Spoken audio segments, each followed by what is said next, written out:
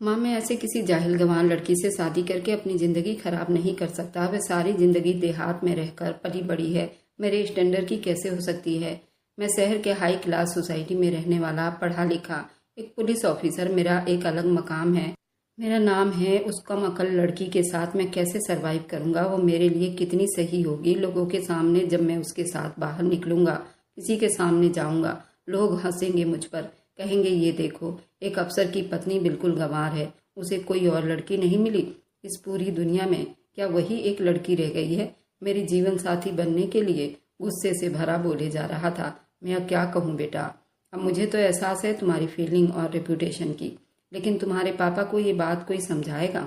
उनके दिमाग पर तो बस अपने गांव के दोस्त की बेटी के लिए उनका प्यार जाग उठा है। वह तुम्हारे लिए अपनी दोस्त की बेटी सुषमा को पसंद करते हैं और मुझे वह लड़की जहर लगती है। मैंने तो हमेशा तुम्हारे लिए अपने स्कूल फ्रेंड वंदना की बेटी ईसा परफेक्ट लगती है। शक्ति, तुम्हें ईसा कैसी लगती है? मैं ईसा से तुम्हारी शादी करवाना चाहती हूँ, तुम्हारा क्या ख्याल है उसके बारे में? सीधे शब्दों में अपने जिगर के टुकड़े को वह अपनी बात समझा गई, जिससे उसके चेहरे पर एक मुस्कुराहट के रंग आ गए। आई नो मॉम, आप हमेशा बिना कहे मेरे पसंद नापसंद सब जान जाती हैं, लेकिन पापा क्या ईसा के लिए मान जाएंगे? इसी डर की वजह से वह थोड़ा गंभीरता से बोली, यही तो सारी मुसीबत है कि वह नहीं मानेंगे, और सारी फसाद की जड़ वह लड़की सुषमा है।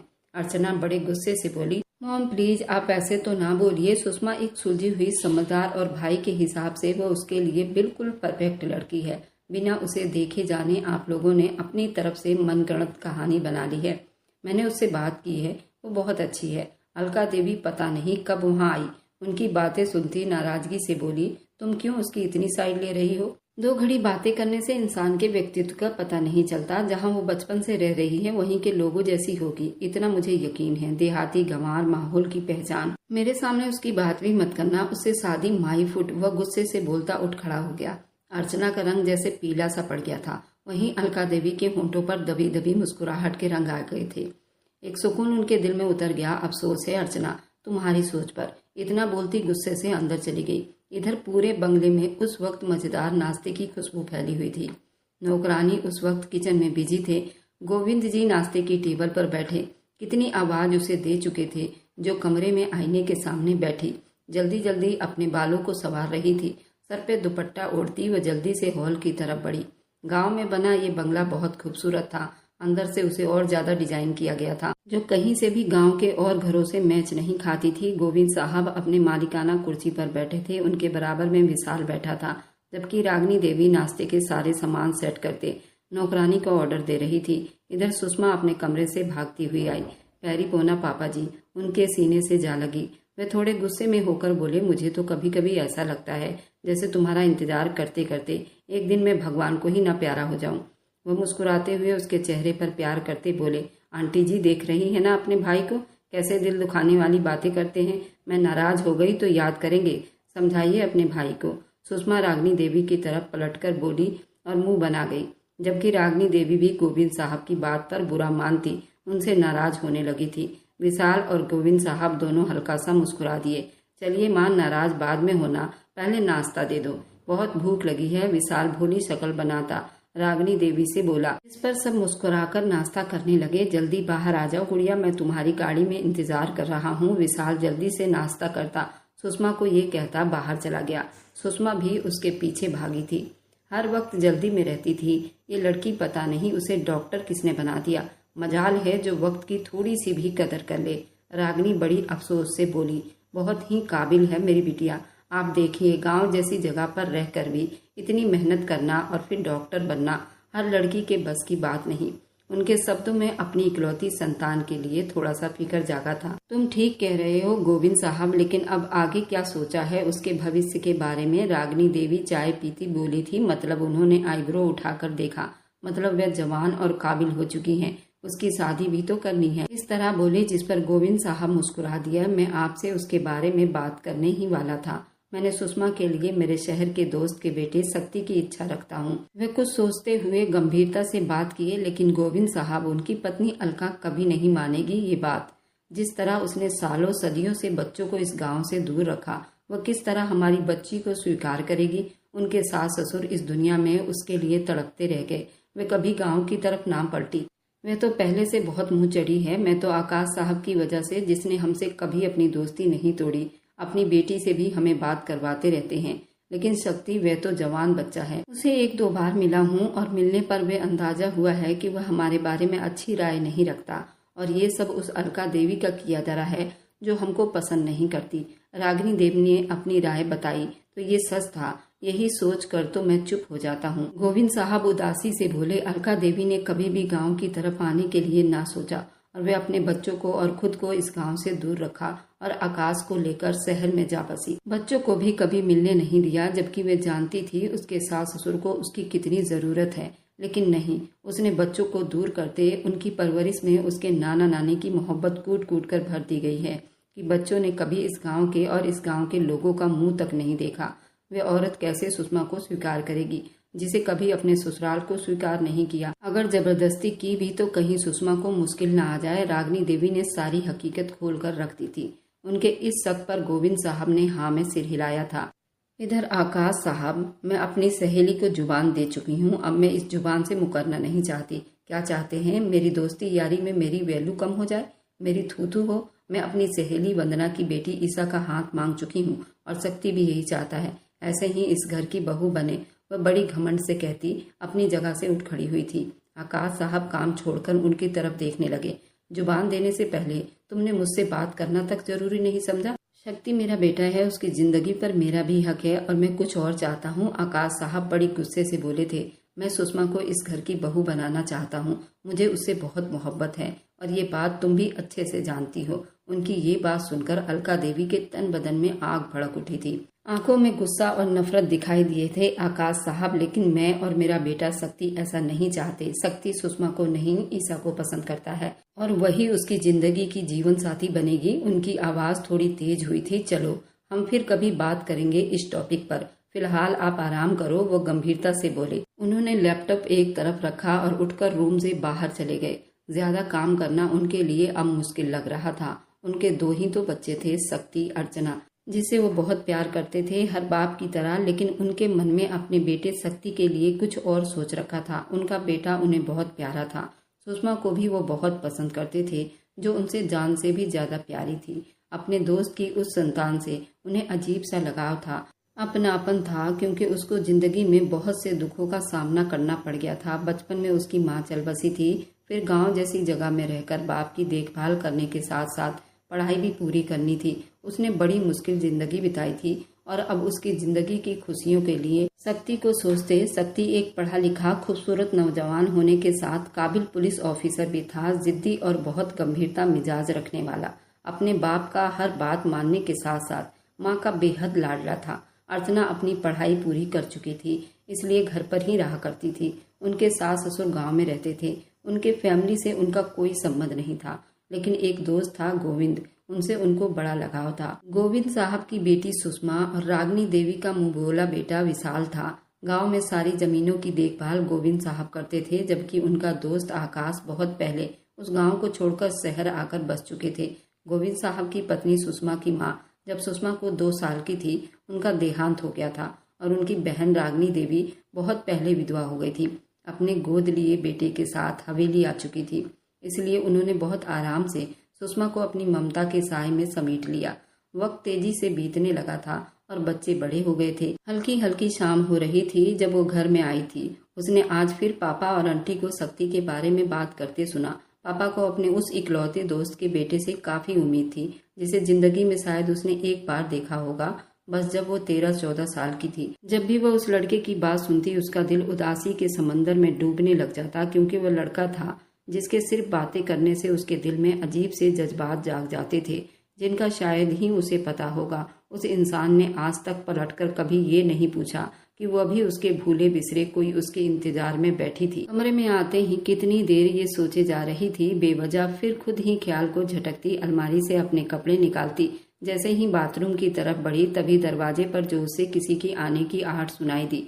वह तेजी से दरवाजे की तरफ बढ़ी। क्या बात है आंटी, आप? वो परेशानी से बात की। आंटी के चेहरे पर हवाइयां उड़ी हुई थी। सुषमा, जल्दी आओ बेटा, गोविंद साहब को अटैक हुआ है। वो बहुत हड़बड़ी में कहती बाहर की तरफ भागी थी। पर दहशत क्या कुछ नहीं था उनके चेहरे पर। उस वक्त बंगले में कोई आदमी भी नहीं था। सुषमा तेजी से बाहर की तरफ भागी और ये बस वही जानती थी वह किस तरह उन्हें लेकर अस्पताल पहुंची थी।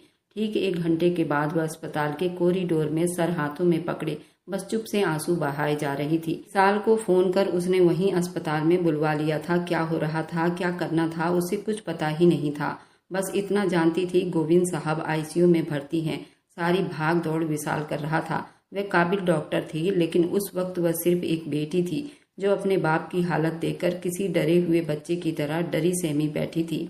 माँ तो बहुत पहले ही खो चुकी थी। अब वो अपने पिता को खोना नहीं चाहती थी। विशाल बेशक उसके बुआ का गोद लिया हुआ लड़का था, लेकिन दोनों के बीच सगे भाई बहन जैसा ही प्यार था। रात धीरे धीरे गहरी होती जा रही थी। गोविंद साहब का पूरी दुनिया में एक दोस्त ही था जो उनके बुलाने पर दौड़ा चला आता था। आकाश साहब को फोन कर दिया गया था, लेकिन वे अभी पहुंचे नहीं थे। रागिनी देवी उसी के साथ बेंच पर बैठी उसे हौसला और हिम्मत देने की कोशिश कर रही थी। धीरे से उठती वह शीशे से उस पार गोविंद साहब की ऐसी हालत देख देख कर रो रही थी।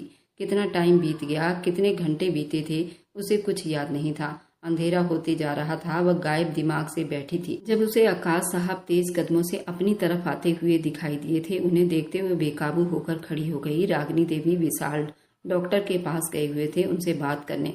सुषमा आकाश साहब के सीने पर सर रखकर फूट फूट कर रो रही थी। आकाश साहब नम आंखों से उसका सर थपक रहे थे।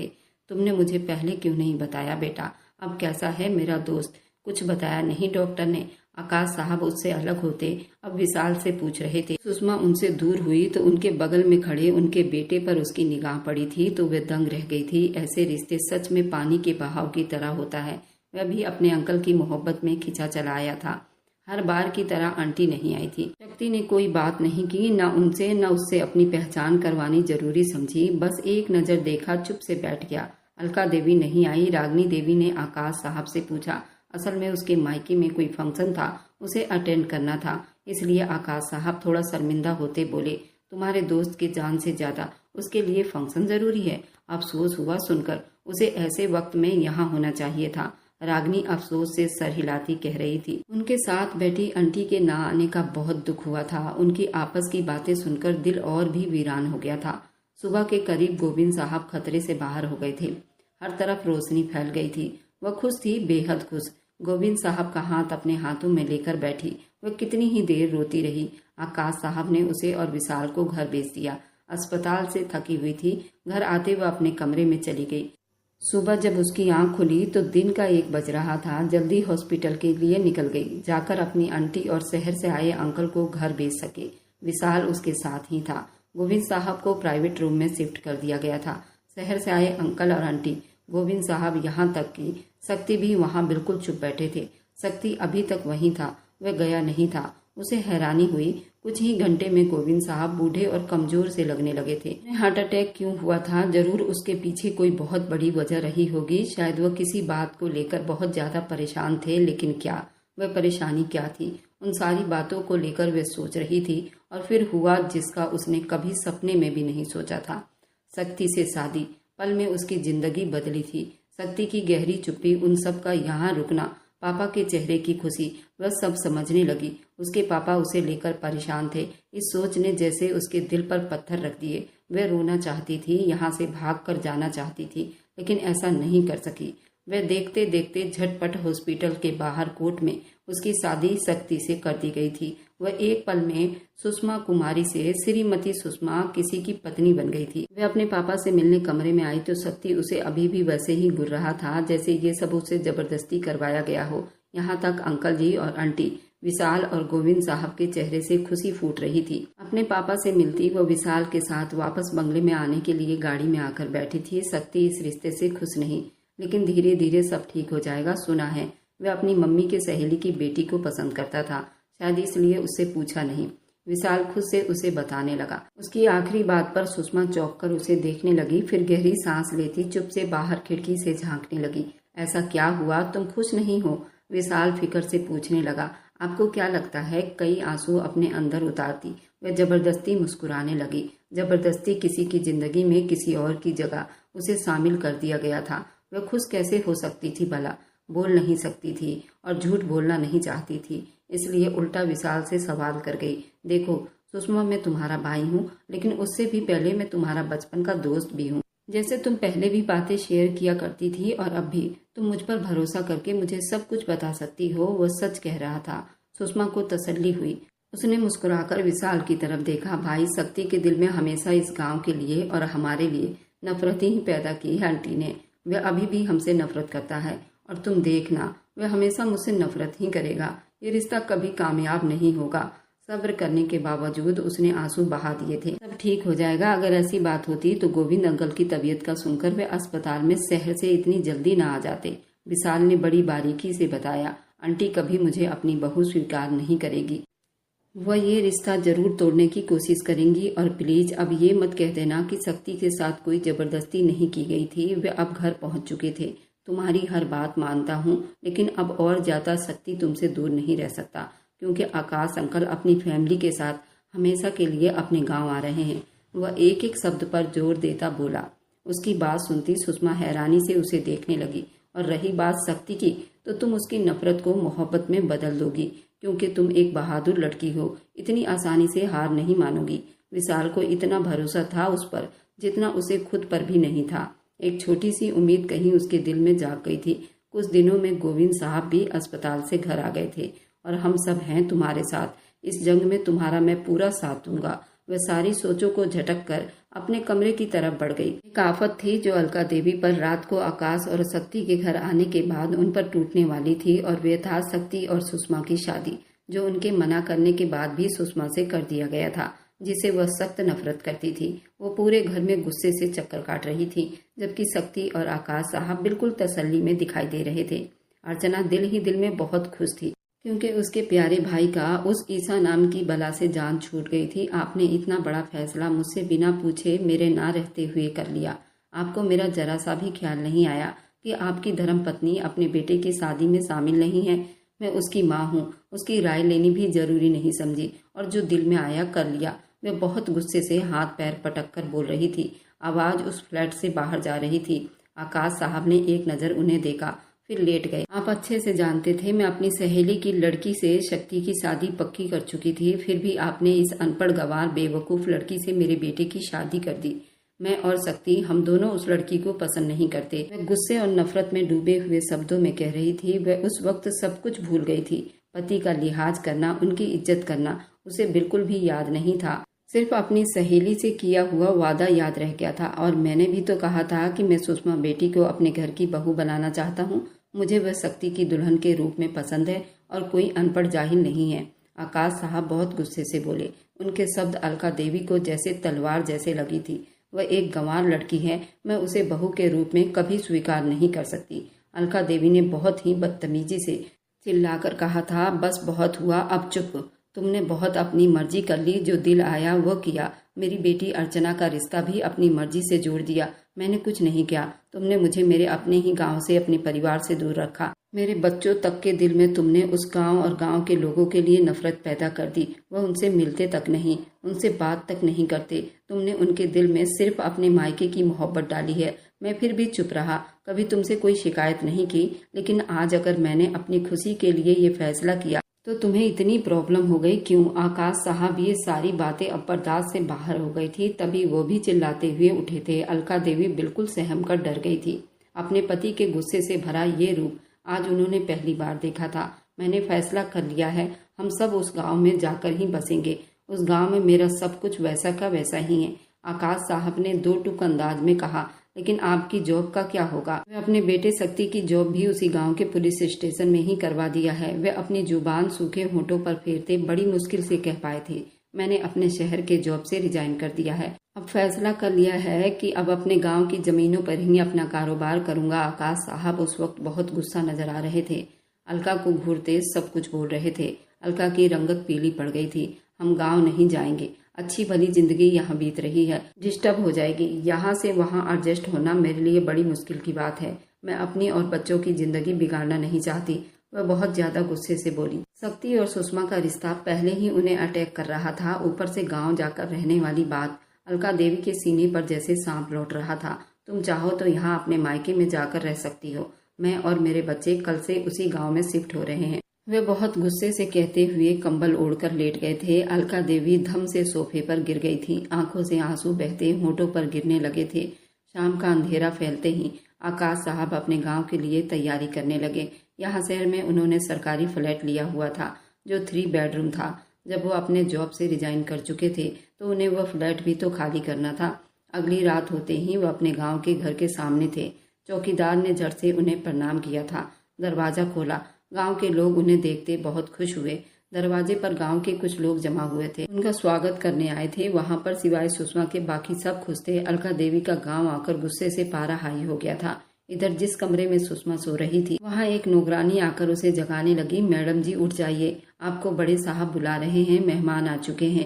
एक नौकरानी वहां आती उसे जगाती हुई बोली। वह हड़बड़ाकर उठती, कमरे से बाहर आती, सीधा ड्राइंग रूम में आ गई जहां सब मेहमान बैठे थे। सबसे मिलने के बाद वह एक तरफ जाकर बैठ गई। आकाश साहब, शक्ति नहीं आया तुम लोगों के साथ? आंटी ने उसके दिल की बात कर दी। उसकी चुप्पी जिस निगाहों को ढूंढ रही थी वह शायद नहीं आया था। इस वक्त जॉब पर है, रात को ही आएगा। आकाश साहब का जवाब सुनकर वह धीरे से उठती किचन में चली आई जहां मेहमानों के लिए अलग अलग पकवान तैयार किए गए थे। वह थाली में रखते हुए बाहर की तरफ आ गई। अपनी सोचों में गुम वह अंदर आती मेहमानों को चाय देने लगी। सब खुश होकर बातों में बिजी हो गए थे सिवाय अलका देवी के जो मुंह सड़ाकर बैठी हुई थी। सुषमा को देखकर उनका खून खौल रहा था जिसे वह खूबी समझ रही थी। उनकी नजरों से बचने के लिए वे वहां से उठकर वापस किचन में चली आई थी। रात के खाने की तैयारी करते हुए बाहर देखा। आसमान पर अब काले बादल छा रहे थे। किचन में जल्दी जल्दी सलाद बनाकर अब वो खाने के लिए टेबल सेट करने लगी थी। तभी उसे गाड़ी की हॉर्न सुनाई दी। उसका दिल पल में जोरों से धड़क रहा था। वह जरूर शक्ति था जो आया था। काम करने के साथ साथ उसकी निगाहें बार बार बाहर के दरवाजे की तरफ उठ रही थी और उस वक्त दरवाजा खुला। उसका दिल जैसे धड़कना भूल गया था। आंटी भी आवाज सुनती आंगन में चली आई थी। अंदर आने वाले आदमी का बड़ी जोरदार तरीके से स्वागत किया गया था। सुषमा तो उसे देखकर अपनी जगह से जम सी गई थी। वह नजरों की ताक खुद पर महसूस करता।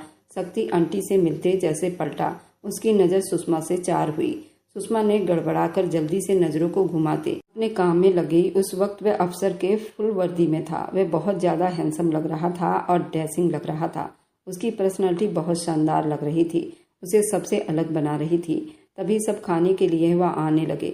शक्ति सबसे मिलकर चेंज करने अपने कमरे की तरफ बढ़ गया। बारी बारी सबको खाना परोसने लगी। जब कुछ ही देर में शक्ति भी हल्का फुल्का सा आरामदेह कपड़ा पहने वहां चला आया था और सीधा अपनी माँ के बराबर वाली खाली सीट पर जाकर बैठा तो शर्म से उसकी आंखें झुक गई थी। उससे पहले कि वह आगे बढ़कर उसे भी खाना परोसती जब अलका देवी की आवाज गूंजी, सुषमा मुझे पानी पिलाओ जरा। वो बुरी शक्ल बनाती हुई बोली। उसने अलका देवी को पानी दिया जबकि आंटी जल्दी से उठती शक्ति को खाना देने लगी थी। अलका देवी की यह हरकत जानबूझकर की गई थी ताकि वह शक्ति के पास ना हो सके। उनकी ये हरकत वहां बैठे सब लोगों ने अच्छे से नोट किया था। रात के करीब अब 1 बज रहे थे। सारे घर की बत्तियां गुल थी सिवाय एक बल्ब के जिससे हल्की सी रोशनी आ रही थी। वह अंधेरे में नींद में आंखें लिए सुस्त हो रही थी। उसे प्यास लगी थी जब बेकाबू होकर एक कमरे के दरवाजे से गुजरते हुए उसके कदम वहीं रुक गए। आवाज ज्यादा तेज नहीं थी लेकिन पास आकर कान लगाया, सुनने की कोशिश की। सब समझ में आ गया। दरवाजे के उस पार कौन है? वह जाहिल गंवार लड़की तुम्हारी पत्नी कभी नहीं बन सकती। शक्ति मेरे बेटे, उसे कभी तुम्हारी पत्नी के रूप में स्वीकार नहीं करूंगी। कुछ भी हो जाए उसे डिवोर्स देनी होगी तुम्हें और हर हाल में ईसा से शादी करनी होगी। उस लड़की में सिवाय खूबसूरती के और कुछ नहीं। तुम कैसे एक गंवार लड़की के साथ रहोगे इस गांव में? अलका देवी के गुस्से से भरी आवाज सुनकर सुषमा हैरान रह गई थी। उसकी आंखों से आंसू धीरे धीरे गिरने लगे थे। उसका चेहरा आंसुओं से भीग गया था।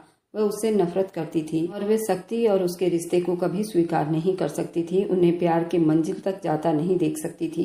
इससे पहले कि वह लड़खड़ाते कदमों से वापस पड़ती तभी अचानक कमरे का दरवाजा खुला। तेजी से बाहर निकलने वाला शक्ति उससे टकरा गया। इससे पहले कि वह गिरती शक्ति ने उसे कमर से पकड़कर संभाल लिया। माफी चाहती हूँ, मैं यहाँ से जा रही थी। अपनी भीगी आंखों को दुख से साफ करती उसके सामने से निकलकर जाने लगी।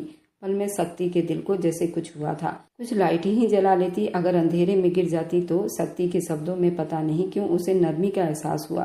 शायद उसको गलतफहमी हुई थी। अंदर लगी चोट भर जाती है शक्ति साहब, आत्मा पर लगे जख्म नहीं भरते। मैं इतने ही नफरत के लायक नहीं और ना मैं इतनी बुरी हूँ। आपने क्यों मुझसे शादी की? आप तो मर्द थे ना, मना करने का हिम्मत रख सकते थे, फिर मुझ जैसी जाहिल लड़की को क्यों अपनी जिंदगी में शामिल कर बैठे। शक्ति ने उसकी आंखों में आंसू ढलकते देखा। एक एक शब्द बोल गई थी, वहां पर ठहरी नहीं। शक्ति के सर पर तो जैसे उस वक्त आसमान आकर गिरा था। वह उसके बढ़ते कदमों को रोक लेना चाहता था, उसे बताना चाहता था कि वैसे इतने नफरत करने के बावजूद उसकी पहली नज़र का शिकार हो बैठा है कि अब उसे कोई फर्क नहीं पड़ता कि वह जाहिल है या गंवार। उसे सिर्फ ये पता है कि वह पहली नज़र में जिससे मोहब्बत कर बैठा है वह उसकी अब धर्म पत्नी बन चुकी है, जो उसे बहुत गलत फहमियाँ पाल कर बैठी है। उसे अपनी माँ की नफरत की वजह से वह कभी मेरा हो ही नहीं सकता। सुषमा कमरे में आती फूट फूट कर रो रही थी। ये कैसा मजाक था जो उसकी जिंदगी ने उस मासूम जज्बातों के साथ खिलवाड़ कर दिया था, जो उसका पति बना दिया गया था। वह तो उसे बिना जाने समझे उससे नफरत कर रहा था। उसके सामने रिश्तों की इंसान की कोई अहमियत नहीं थी। वह उसे अब सच में यकीन हो गया था कि वह अलका देवी का बेटा है, जिसने सारी जिंदगी उन सबसे नफरत की, तो फिर वह कैसे उसे स्वीकार करेगा। सुषमा ने गुस्से से आंसू साफ करते एक फैसला कर लिया। वह अब सारी जिंदगी उसके सामने झुकेगी नहीं, इसलिए ठीक यही होगा सभी बड़ों के बीच बात करके इस रिश्ते को ही खत्म कर दिया जाए, ताकि वह ईसा नाम की लड़की के साथ अपना रिश्ता आगे जोड़ सके। सुबह का उजाला हर तरफ फैला हुआ था। फ्रेश होकर बालकनी में आता बाहर के खूबसूरत नज़ारों को देखने में बिजी था, जब उसकी नज़र सामने फूलों के बगीचे में उदास बैठी सुषमा पर जा ठहरी थी। इसके आगे की कहानी बहुत दिलचस्प रहने वाली है। अपना दिल थाम कर सुनिएगा। क्या सुषमा को शक्ति दिल से अपना पाएगा? और मेरी वीडियो आप लोग जहाँ कहीं से भी देखते हैं, कमेंट में अपने शहर और राज्य का नाम जरूर बताइए। मुझे आप लोगों के कमेंट पढ़ने में बहुत आनंद आता है और उन सभी का मैं बहुत बहुत धन्यवाद करना चाहती हूँ जो लोग मेरी वीडियो को देखते हैं, लाइक करते हैं और शेयर करते हैं। अगर आपको आज की कहानी पसंद आई है तो वीडियो को जरूर लाइक कीजिएगा और अपने दोस्तों के साथ शेयर भी कीजिएगा। और हाँ, अगर आपने अभी तक हमारे चैनल को सब्सक्राइब नहीं किया है तो जरूर सब्सक्राइब कर लें। मिलते हैं हम अपनी कल की एक और नई दिलचस्प कहानी के साथ। मुझ पर सदा अपना प्यार और स्नेह बनाए रखें। सभी को मेरा प्यार भरा नमस्कार दोस्तों। खुश रहें, स्वस्थ रहें, मस्त रहें।